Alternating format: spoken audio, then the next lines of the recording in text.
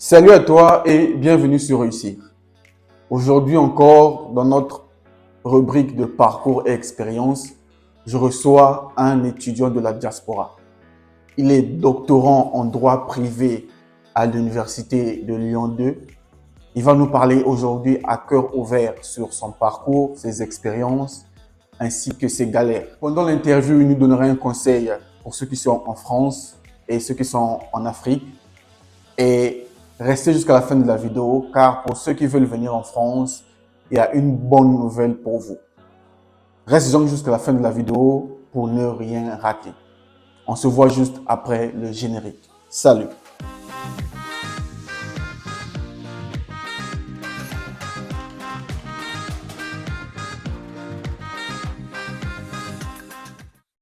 Bonjour mon ami. Bonjour, Merci déjà d'être venu. c'est moi plutôt qui vous remercie de l'invitation. Nous sommes très ravis de te recevoir sur ce plateau. C'est un moment où nous parlons de parcours des Africains, jeunes Africains de la diaspora, qui sont ici en Europe, leur parcours, leur expérience, mais aussi les galères pour inspirer nos frères qui sont en Afrique et même ceux qui sont ici en Europe. Déjà, pour commencer, peux-tu te présenter pour ceux qui nous suivent, en fait? D'accord, merci pour la question. Moi, je m'appelle Avocat Yaovi Afantou. D'accord. Je suis doctorant en droit privé D'accord. et sciences criminelles à l'Université de Lyon.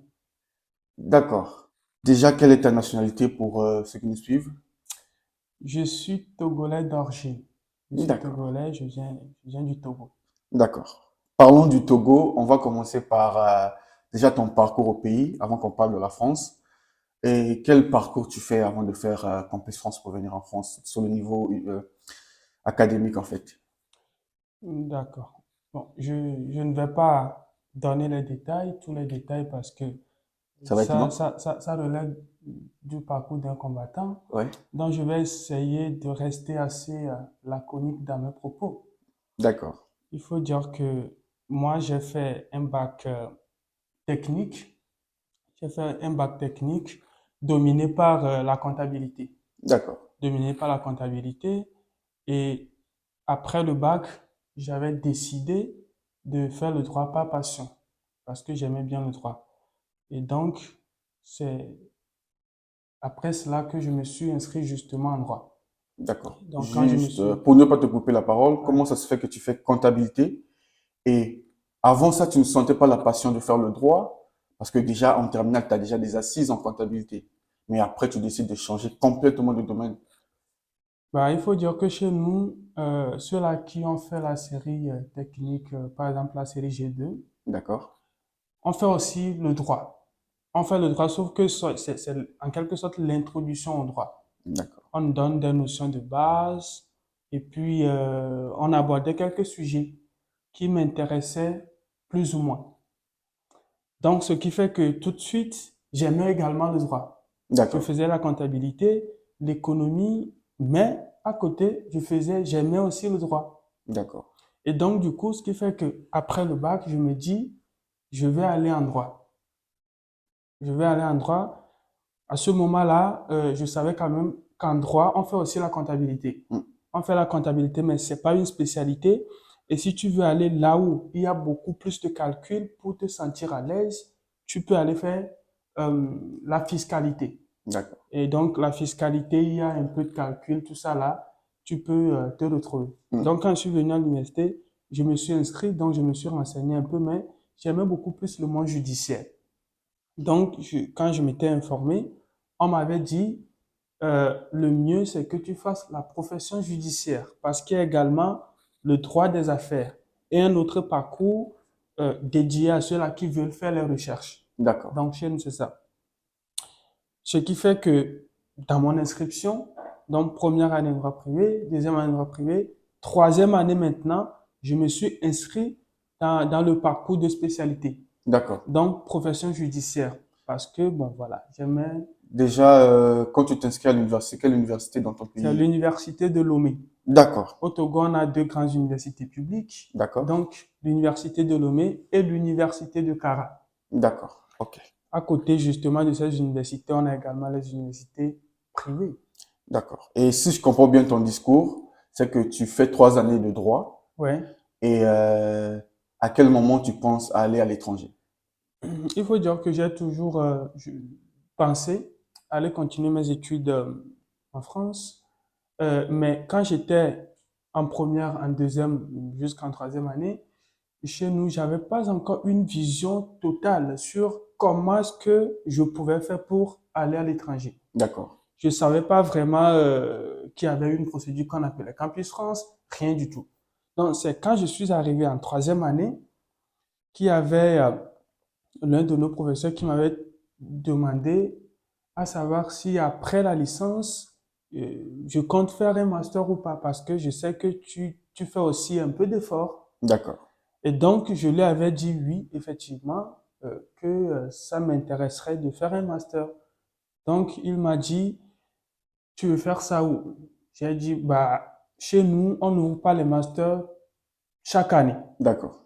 Donc, ça serait bien ce que j'aille dans un pays où je peux avoir cette opportunité, euh, voilà, De continuer, de quoi. continuer de vouloir faire ce que je veux, Réellement, en fait. voilà, réellement. Et donc, c'est là, il m'avait suggéré la procédure Campus France. D'accord. Donc, j'ai appris l'information cette semaine. La semaine prochaine, je suis allé euh, aux informations D'accord. Campus France. ouais, de Campus France chez nous.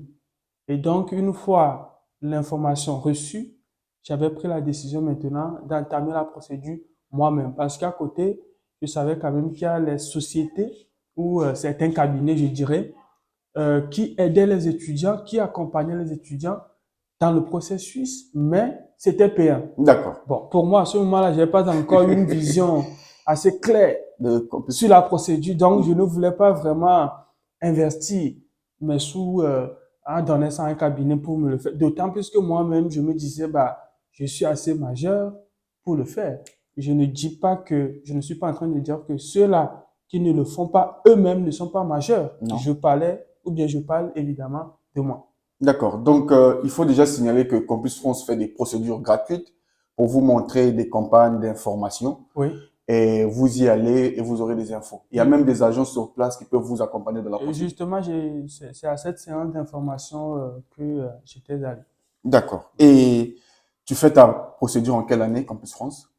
La procédure, j'ai commencé ça en 2018. D'accord. J'ai commencé ça en 2018 parce que j'avais eu mon bac en 2015. Donc en 2016, évidemment, j'étais en première année à Hmm. l'université. D'accord. Donc quand je suis arrivé en 2018, troisième année de ma licence, j'avais entamé la procédure Campus France D'accord. dans le but de venir ici continuer un master. Donc, ce qui Et, fait que, naturellement, on commence la procédure cette année, c'est l'année prochaine, on part. ouais, évidemment, Donc, oui. techniquement parlant, j'étais parti en 2019. D'accord. Donc, tu fais la procédure en 2018 et l'année prochaine, direct, tu es accepté, en fait. Ouais. D'accord. J'ai- C'est pas donné à n'importe qui d'être accepté dès la première année. j'avais eu Quelques plusieurs, acceptations. enfin, 6 acceptations sur les 7. C'est à féliciter. Bon, je trouve que ton dossier a été solide. Tu l'as fait seul ou tu as été accompagné pour la procédure dans ton Euh, pays, en fait? j'ai, j'ai fait la procédure seul, mais j'ai été accompagné en termes d'infos. Et en termes d'accompagnement, c'est-à-dire que si j'avais des questions, je voulais qu'on me lise un truc, j'avais certains professeurs qui étaient disponibles pour me donner des conseils, certains amis à qui je posais la question, j'ai choisi telle université, bon, selon vous, est-ce que c'est bien ou il faut changer? Bon, voilà, ils donnent quand même leur avis. Après, je juge nécessaire si je veux laisser ou pas. Dans les groupes WhatsApp aussi, je pense qu'il y avait. Dans les groupes WhatsApp, il y avait aussi un groupe dédié à ça, mais bon, moi, je posais pas de questions vraiment dans ça. J'avais un ami à qui je posais les questions. Ici en France, le problème aussi, c'est que bon, il y avait plusieurs personnes en France, mais quand tu leur écris, ils ne répondent jamais. Mais il y avait certains amis euh, qui avaient essayé quand même de dégager une petite disponibilité opérationnelle Hmm. pour nous afin de répondre à nos questions. Donc, j'étais plutôt en contact avec cet ami et puis plus certains profs aussi. D'accord. Ouais. Et monsieur avocat fait sa procédure, tu as accepté, tu choisis Besançon. et tu as ton visa, tu arrives en France. Quelles sont tes impressions en France? D'abord, il faut préciser que je ne suis pas, ou bien je n'étais pas venu directement en France à Besançon. D'accord, ok. Pendant ce temps, quand j'avais eu l'admission, mes admissions, j'avais choisi plutôt l'université de Bordeaux. Bordeaux, d'accord. J'avais confirmé pour l'université de Bordeaux un master en justice, procès et procédure. Et donc, à Bordeaux, il y avait, comme peut-être dans toute ville, hein, il y avait un problème de logement, mais bon, par la grâce de Dieu, Ah, tu as pu trouver. c'était, le problème était résolu. Hmm. Donc, quand j'étais venu à Besançon, donc après la première année, j'avais vu à peu près là où le master 1 pouvait conduire. Donc, on avait un master 2, mais c'était beaucoup plus professionnel. C'est-à-dire que il faut tout de suite, l'année prochaine, sanctionner ça par un stage de 6 mois. Et la possibilité, par exemple, pour aller faire des recherches en thèse était très mince. D'accord. Bon, moi, je venais d'arriver. Je savais pas du tout. La difficulté commence par là. Ouais. Je savais pas du tout comment ça marche. Donc, je viens, je vais dans la salle déjà pour suivre les cours. Ça sort de l'ordinaire pour moi. Oui. Parce que le prof parle un peu plus rapidement, d'ailleurs, mais les étudiants étaient là, j'attendais le bruit, hein, ou bien Hmm. le bruit de leurs doigts, comme quoi ils étaient en train de noter le cours. Et donc, moi, je n'étais pas habitué à ce système-là au Oui. pays. Donc, c'était le premier euh, écueil, c'était le Hmm. premier obstacle. Bon, comment est-ce qu'il fallait faire? Parce que je dois aussi suivre. Oui, mais là, tu anticipes ma question de déjà parler des difficultés que toi tu rencontres en France. Moi, je Oui, veux que tu me dises déjà, tu quittes ton pays, ouais. tu viens dans l'environnement qui est la France. Mhm. Qu'est-ce que tu te dis, toi, à ton arrivée déjà dès les Donc, premiers jours, en fait? ça dit premier jour sans aller à l'école. Ouais, l'environnement, la France, comment tu te sens? Tu te dis, ben, je suis où là, en fait? Mais quand je suis arrivé, premièrement, déjà, je me perdais à l'aéroport. Je me perdais à l'aéroport parce que c'était aussi la première fois pour moi de prendre non seulement l'avion, mais de venir aussi dans un pays aussi grand que la France. Oui, Donc, bon, techniquement, j'avais demandé à un ami de passer me chercher. Heureusement que l'ami était venu me repérer parmi les gens. Sinon, moi-même, je me perdais comme ça. Déjà, pour récupérer les valises, tout ça là, c'était pas du tout très à c'est l'aise. ce côté-là que je voulais faire ressortir pour faire comprendre aux gens que c'est vraiment difficile quand Ah on arrive. bah oui, surtout si il y avait personne vraiment pour m'aider à sortir de l'aéroport et m'amener au bon port, je pense que sûrement que ça allait être bizarre. Et tu arrives en France, comme tu l'as dit, Mhm. tu l'as commencé tout à l'heure, tu commences déjà à rencontrer des difficultés. Quelles difficultés tu rencontres, toi, étudiant africain qui vient d'arriver en France au La toute niveau première, universitaire, ouais? ok, bon. Mais la toute première difficulté, déjà, c'est la fraîcheur, hein. Oui. Ah, c'est la fraîcheur. Donc ça, c'est déjà la première difficulté. Maintenant, pour répondre plus précisément, j'avais déjà Hmm. peut-être anticipé La la question. question? Donc, du coup, le premier problème, c'est que la manière dont on fait les cours. Hmm. On n'est pas habitué, donc les choses vont très vite. Après ça aussi, je ne sais pas si il y avait des séances d'information qui étaient déjà organisées avant notre arrivée, mais par exemple, le fait de savoir qu'il faut avoir des groupes de TD, il faut faire tant, c'est bon, voilà, dans la bouche des étudiants, moi je les avais, Jamais rencontré, en fait. oui, voilà, donc c'est eux, je demandais, je posais des questions. C'était ça surtout la technique. Il faut poser des questions. Oui. Il faut poser des questions si tu ne connais pas. Donc, du coup, je posais des questions. Et puis, après, la manière dont on fait aussi les TD chez nous, c'est pas du tout la même chose. Oui. Les TD ici, où on te dit, c'est noté, tu ne dois pas rater, tout ça là. Bon, voilà. C'est galère. Oui, donc il y avait tout ça. Et à côté aussi, c'est vrai que voilà, il y avait la famille qui soutenait financièrement. Sincèrement, oui. Mais tout de suite, tu dois comprendre que arrivé à un moment, il faut peut-être que bon voilà, tu fasses effort à côté pour travailler peut-être, n'est-ce pas, Tu te pour prends en pouvoir charge, en voilà, fait. parce que il y a aussi il y a certains amis qui étaient venus et leur premier souci c'était d'abord de trouver du boulot. Hmm. Hmm? Ça, c'est pas la C'est- chose à faire, à ne pas conseiller, en fait. Ouais, voilà. Donc, Quand, c'était plutôt, voilà. Il y a certains, voilà, le premier objectif, c'était le boulot, alors que c'était pas du tout évident. Hein? On nous a dit, on disait au pays, quand tu viens, tu travailles. Alors, quand tu viens, c'est pas possible. Il faut oui, avoir un numéro de sécurité sociale. D'abord, il faut avoir un logement, il faut faire l'inscription. Et tout ça là, valider ton visa aussi, oui. et puis, pour les choses de transport, il faut savoir là où tu dois aller faire ton abonnement pour ne pas te faire choper. Il faut, non mais il y avait un tas de trucs À faire, vraiment, qu'on oui. ignorait.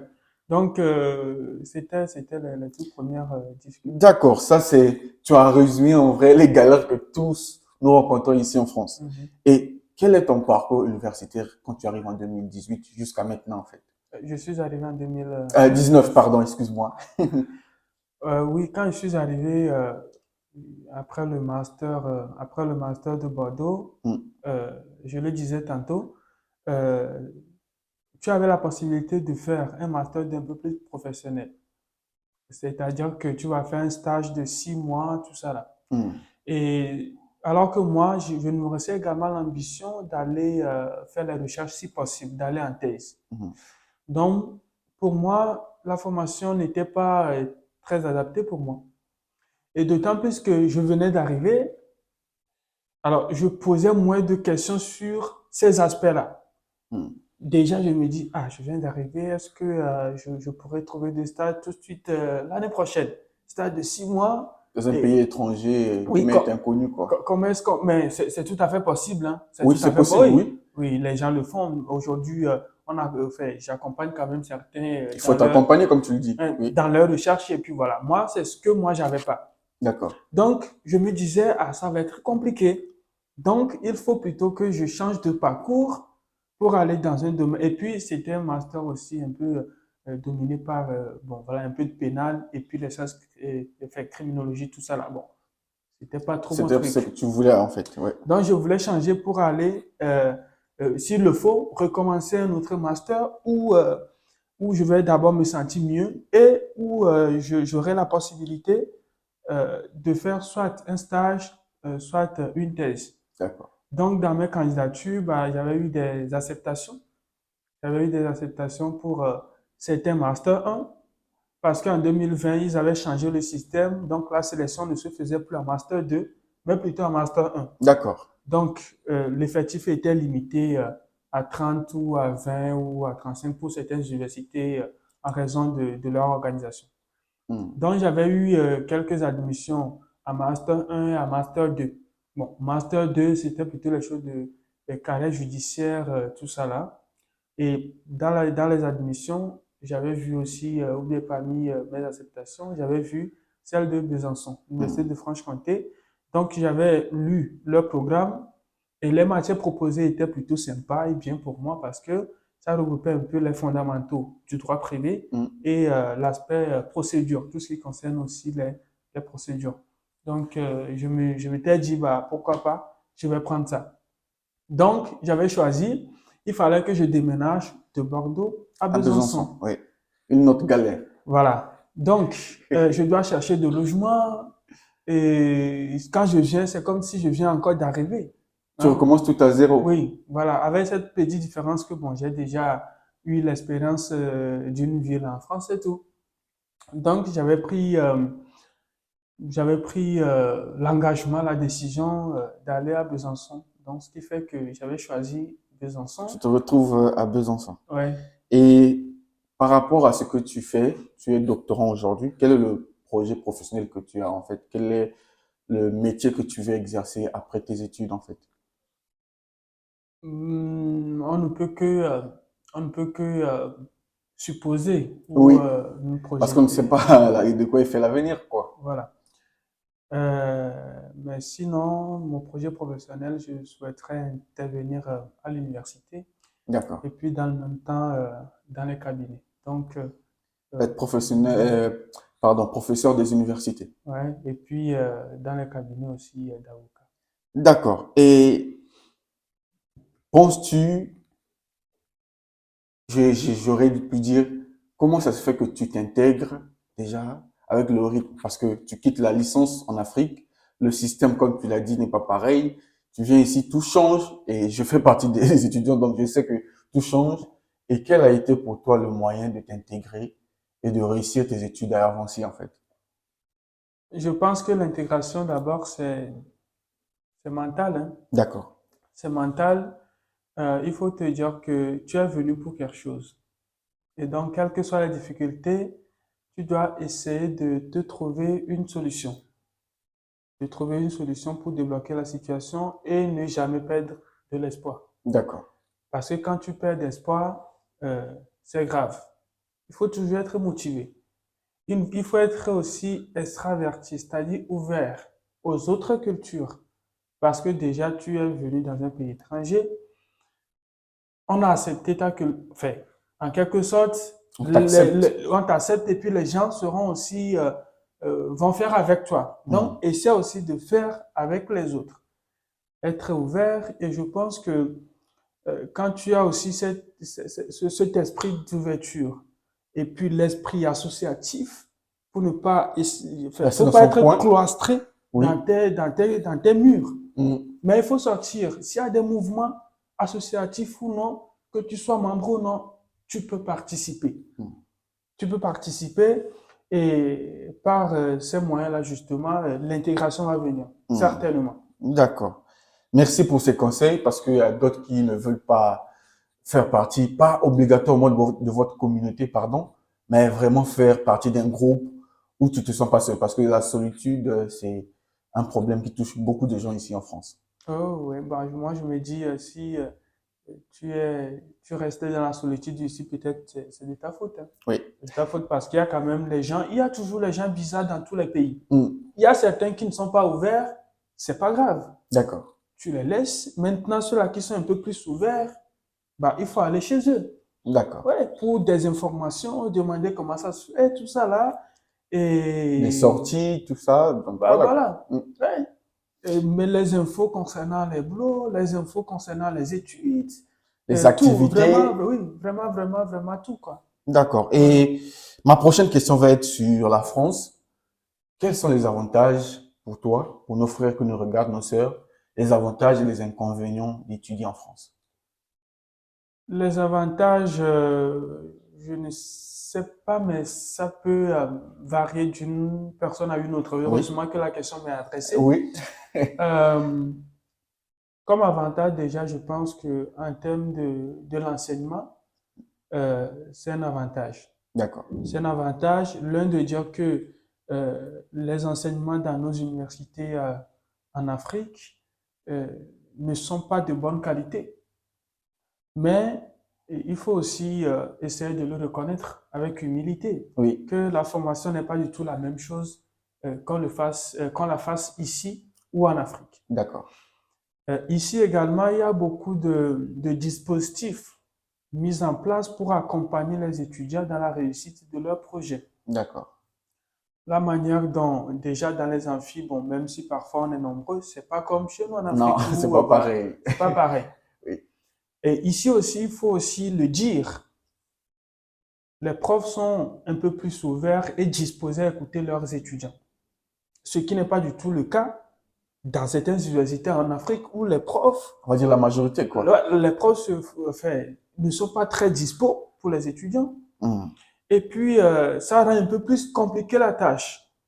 Mais ici, moi, la remarque que moi j'avais faite, ou que j'ai faite, c'est que les enseignants essaient d'être un peu plus, et voilà, pas tous les enseignants évidemment, oui, mais la majorité, essaie quand même d'être un peu plus disponible pour les étudiants, répondre à leurs questions, par mail ou directement, voilà. hmm, C'est ce que, ils sont beaucoup parfois plus proches des étudiants.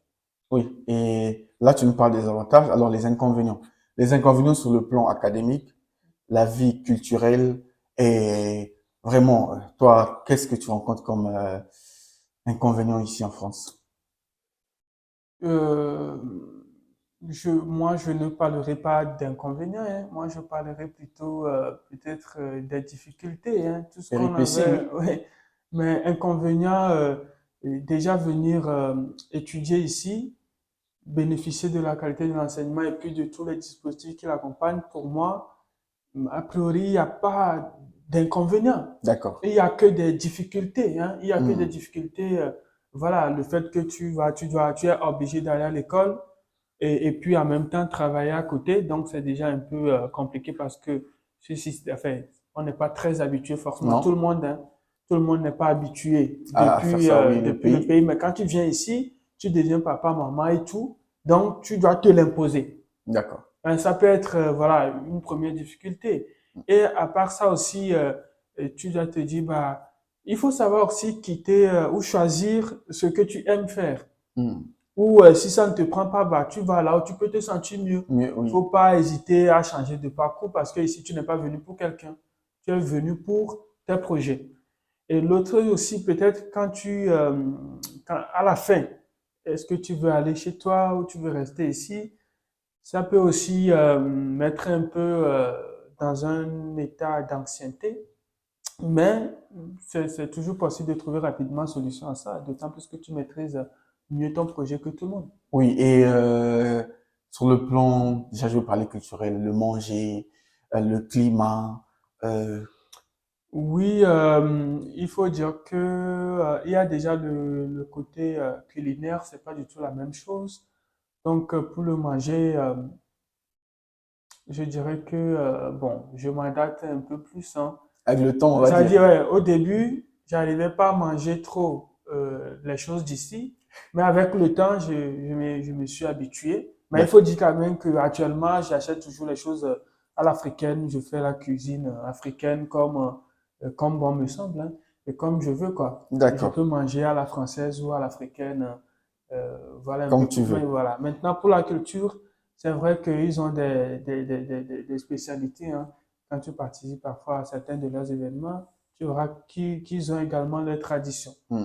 Ils ont leurs traditions, euh, Leur façon de faire leur aussi. façon de faire. Et puis, parfois, je ne sais pas si c'est une remarque générale, mais ils ont parfois plutôt la tendance à être un peu réservés, à être D'accord. un peu fermés. Euh, s'ils ne te connaissent pas, c'est un peu compliqué, comme chez nous en Afrique où et tu vois quand la Il y a personne vraiment la passe, convivialité, tu le dis souci. bonjour, monsieur, tout ça là. Ici, la tendance est que c'est rare. Si la personne ne te connaît pas, tu le salues, enfin, elle peut te zapper. Ouais, Hein, c'est pas du tout la bonne manière, mais c'est ce que moi j'ai c'est remarqué. leur culture en Ouais, fait. mais c'est pas la chose à conseiller. Hein, D'accord. c'est pas bien. Bon, nous tenons vers la fin de notre interview avec monsieur avocat. Il nous reste deux questions.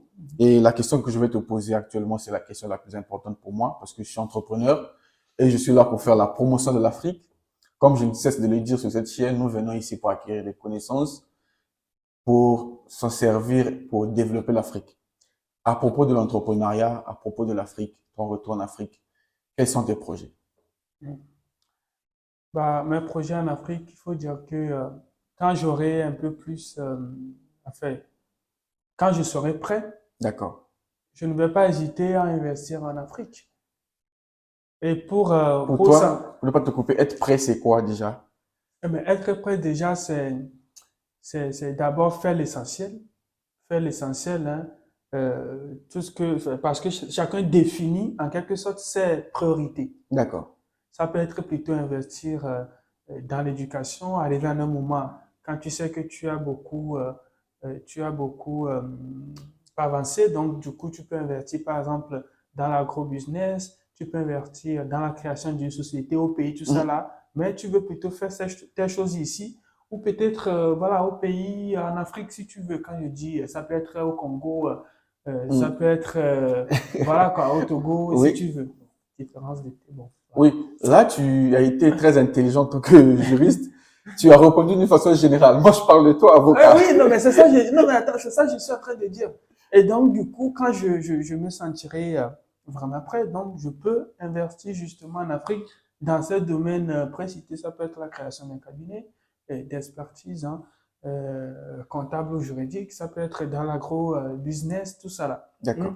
Donc, pour s'en convaincre, je profite de l'occasion pour dire que je suis actuellement le président d'une association qui s'appelle APIA, Association des acteurs du programme Investi en Afrique. D'accord. Et donc, l'association, un programme qui s'appelle AIP, Africa Invest in Programme, Africa Invest Programme. Donc, ce programme-là finance les projets, euh, les projets qui ont Émergent, oui. vocation à être réalisés en Afrique. D'accord. C'est-à-dire que tu es porteur de projet, on fait appel à projet, donc tu présentes le projet, et si ça répond à tous les critères, le programme finance. D'accord. Donc, il y a les gens, la majorité, hein, la majorité se trouve en France ou Ici, bien oui. dans les autres pays aussi, mais ils investissent en Afrique. Donc, ce qui veut dire que, voilà, de Il prime y a déjà abord, cet élan-là, oui. donc, j'ai pas d'obstacle, justement, n'est-ce pas, pour l'investissement en Afrique, hein. C'est plutôt bien, hein. C'est Ouais, plutôt bien. c'est déjà bien. Je suis content de le savoir. Non seulement tu es président de votre la structure que tu viens de m'annoncer tout à l'heure, mais tu es aussi président de l'association des Des Togolais Togolais de Besançon. de Donc Besançon. il est chargé de plein de postes, ce monsieur que nous avons en face de nous aujourd'hui. Pourquoi pas le futur président du Togo. Non, mais ça c'est une ambition de taille. Enfin, c'est une ambition de taille sur laquelle je ne prévois, enfin, je ne saurais, je ne saurais être précis, mais c'est pas du tout mon objectif Hmm. de devenir président de la République, hein, parce que euh, voilà, je ne me suis jamais posé la question, je suis pas politicien, donc Voilà. voilà. Mais bon, on n'a pas besoin d'être politicien pour être président. Et puis, comme tu l'as dit, on ne connaît pas ce que l'avenir nous réserve. Bon, Donc, nous y reviendrons aux prochaines éditions alors. alors, on va finir. Et ma dernière question, c'est par rapport à ton expérience, par rapport à ton parcours depuis le pays jusqu'ici en France, dans tous les domaines, quels conseils donnes-tu déjà à ceux qui sont ici en France et ceux qui sont en Afrique qui vont nous regarder, qui veulent venir? Quels conseils en tant qu'ancien, en tant que grand frère, tu peux leur donner en fait? Euh, D'abord, je vais commencer par ceux-là qui sont ici. Hmm. Pour ceux qui sont ici, je pense qu'ils doivent, à chaque fois où je vais plutôt dire on, ou bien nous, parce que Nous, moi, oui. je suis dedans. On doit à chaque fois penser à nos objectifs, hein. La chose principale pour laquelle nous sommes venus en France. On doit toujours penser à ça et y travailler. D'accord. Et y travailler et ne jamais perdre de l'espoir. Et surtout, si on se perd, il ne faut pas éviter d'en parler. Il faut parler avec les autres, il faut discuter, Hmm. parce que 2 secondes de discussion avec quelqu'un peut t'aider à sortir dans une solution, Débloquer à débloquer une plutôt question. un problème ou une situation. Ce qui fait que moi, ça m'est déjà arrivé plusieurs fois. Voilà, parfois j'aime beaucoup discuter aussi, autant que faire ce spécial temps, donc voilà. Hmm. Pour les gens qui sont de l'autre côté, il ne faut juste pas penser que c'est la très belle vie ici et que tout est facile. Et que D'accord. quand tu viens, c'est Eldorado où il y a déjà tout, on te donne tout. Pas du tout, parce que c'est vraiment un combat.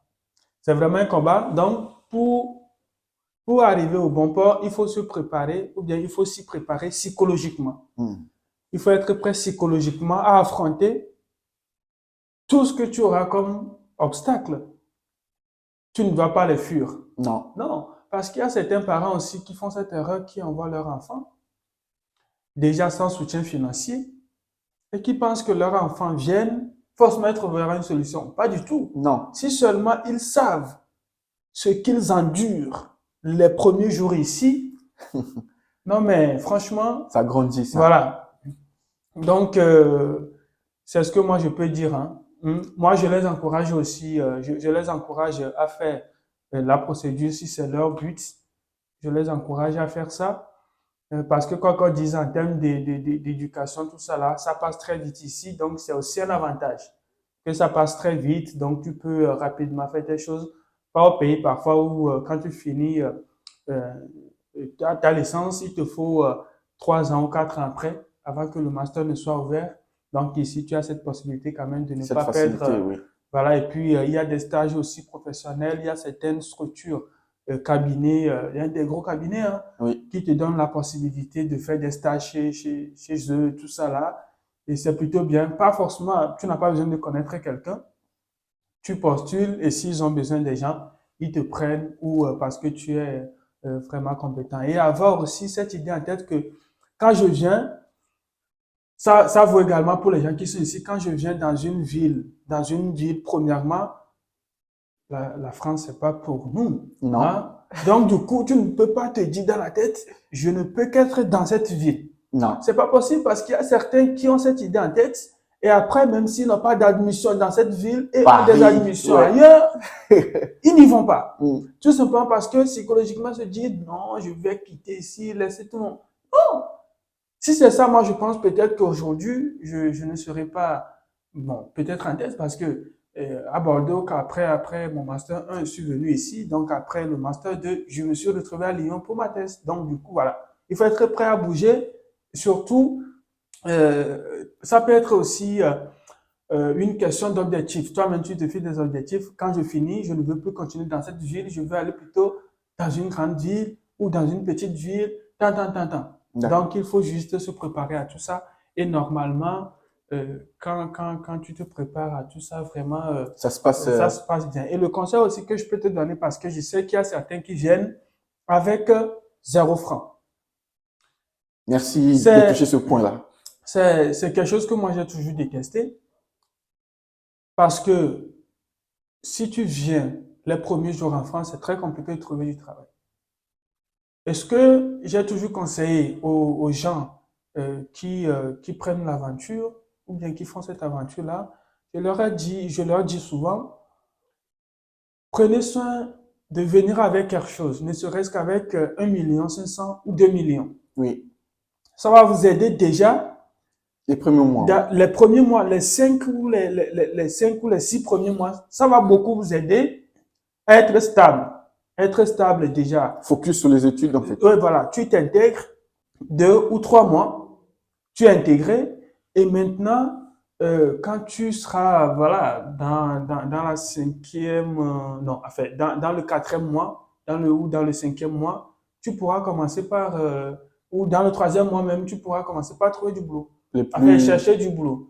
Mais il faut forcément venir avec quelque chose pour le début, en fait. Oui. Il faut oublier le fait que quand tu viens, tu vas trouver du boulot en même temps. Tout est là le lendemain, en fait. Oui. C'est pas possible. Donc, forcément, même si c'est quelqu'un qui t'a fait la caution que tu ne connais pas, il faut forcément venir avec quelque chose.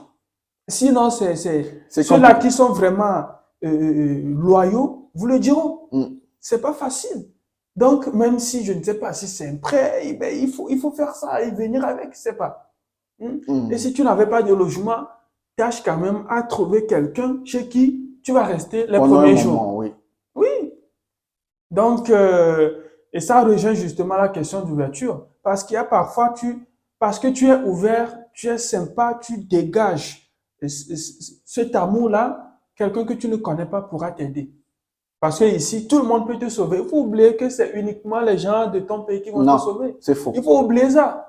Il faut oublier ça. Quelqu'un que tu n'as jamais vu, que tu n'as jamais connu, 2 minutes de discussion. Le contact, ils peuvent t'ouvrir beaucoup de portes. Voilà. Ça, évidemment, ceux-là qui viennent aussi de notre pays, il y a toujours des bons cœurs dedans, des bonnes têtes qui vont toujours vous aider. Donc, voilà ce que je peux dire. Voilà donc pour vous le conseil d'un ancien. J'espère vraiment que ça va aider. Je sens que ça va aider certains qui sont ici déjà en France et qui vont venir. Je profite de l'occasion pour dire que à la fin de ce mois, normalement, il y a une ONG normalement basée, domiciliée au Togo, mais il y a une session ici dont la présidente est Anne-Marie Tidji. D'accord. Qui va bientôt lancer un site qui sera accessible à tous les étudiants. Et ce site est destiné en réalité à regrouper en quelque sorte tout ce que nous venons de dire aujourd'hui, c'est-à-dire que le déroulement de la procédure. Comme tu te rends compte qu'il y a sur tout site, il y a des rubriques. Donc, rubrique sur la phase d'inscription, la phase d'admission et la phase de visa, recherche de logement avec les liens possibles. Et quand tu viens ici maintenant, ce que tu peux faire, tout. Donc, le site sera bientôt lancé.